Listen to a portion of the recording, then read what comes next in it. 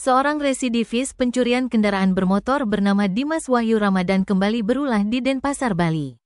Aksi residivis ini terbilang nekat. Ia memanfaatkan dua anak di bawah umur berinisial AS dan EP untuk mencuri sepeda motor milik orang lain dengan tipu muslihat. Kejadian ini terjadi di kawasan Jalan Pidada 7 Ubung, Kota Denpasar pada Sabtu, tanggal 31 Agustus tahun 2024, sekitar pukul 21 WITA. Dimas yang mengelabui kedua bocah tersebut dengan janji akan memberikan uang, membuat mereka menuruti perintahnya untuk mengambil motor yang diakui Dimas sebagai miliknya. Sepeda motor tersebut adalah Yamaha Mio berwarna merah yang diparkir di kosan Lili Laundry. Motor itu sebenarnya milik Wahyu Rizky Akbar.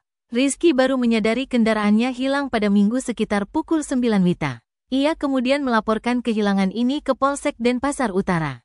Berdasarkan laporan dan rekaman CCTV di tempat kejadian perkara, pihak kepolisian mengidentifikasi bahwa pelaku terdiri dari 3 orang, yaitu Dimas dan 2 bocah tersebut. Petugas kemudian berhasil mengamankan EP dan AS di kawasan Padang Sambian, Denpasar beberapa hari setelah kejadian. Kedua anak itu mengakui bahwa mereka disuruh oleh Dimas untuk mengambil motor di lokasi tersebut.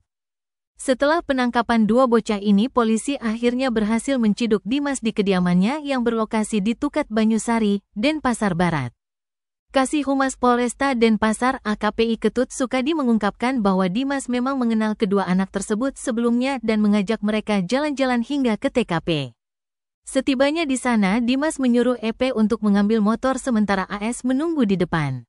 Motor hasil curian kemudian dijual oleh Dimas melalui platform marketplace. Atas perbuatannya, Dimas dijerat dengan pasal 363 KUHP tentang pencurian dengan pemberatan, sementara kedua anak di bawah umur itu masih berstatus saksi.